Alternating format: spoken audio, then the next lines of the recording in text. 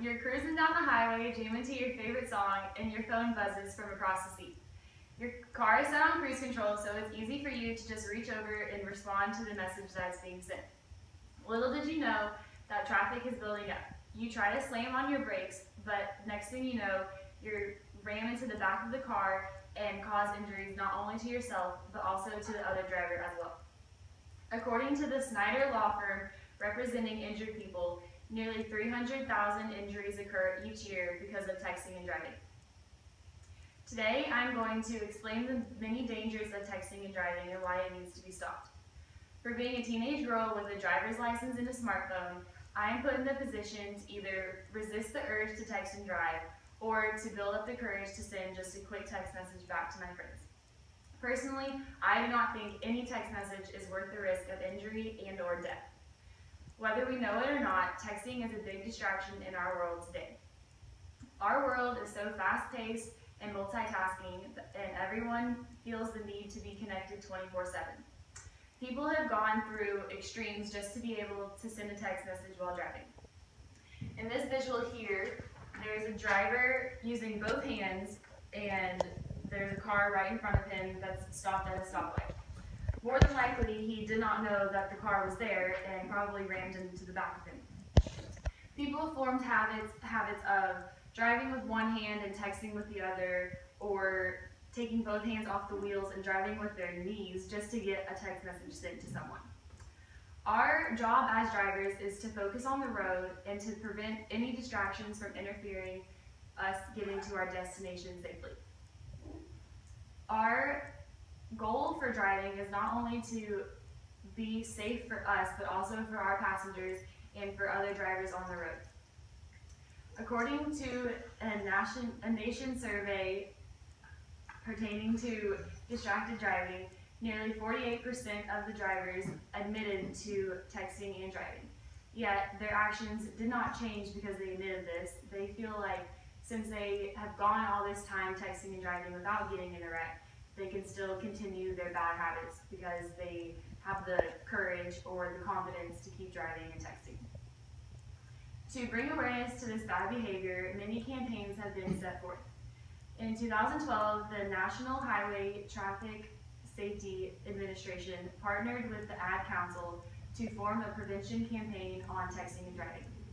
Their slogan is, "Stop the wrecks, stop the text."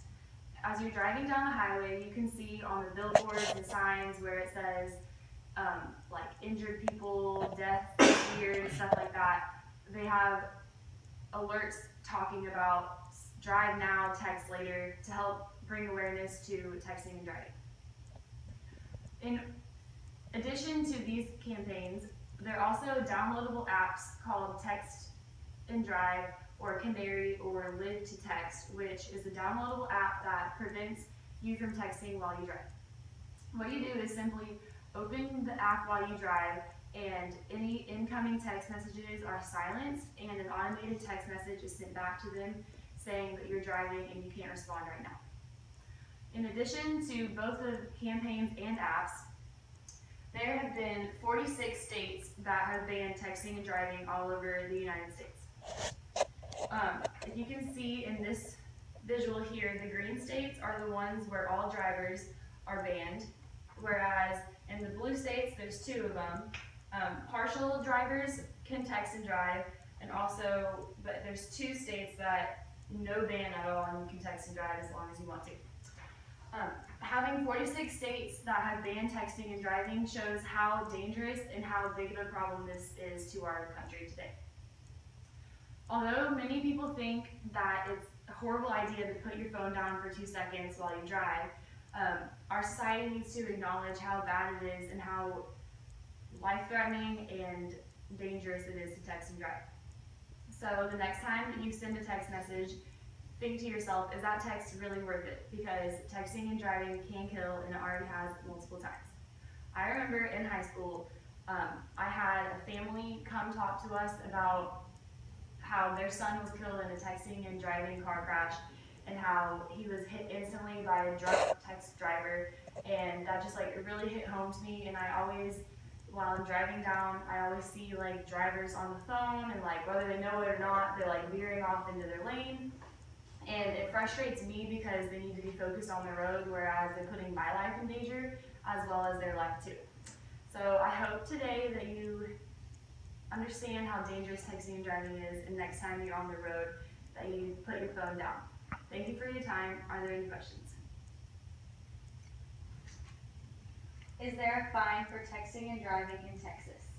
Yes, it depends on where you are and what the setting is, but up to $500 fine for texting and driving. Can I text at a stoplight? You can, but it depends on like the policeman that's around, because they can pull you over because they don't know what you're doing on your phone. So just to be cautious, I would say no texting at all while you're driving, just to save the money for you and the annoyingness of getting pulled over. How about, what if somebody's trying to reach me and it's an emergency?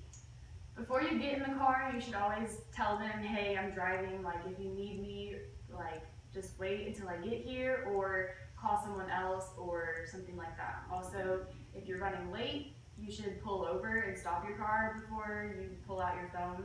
Like if you're in traffic or something, just pull over. Just do not be driving forward and texting, because that is bad and it's dangerous. Thank you. Yeah. Okay, good.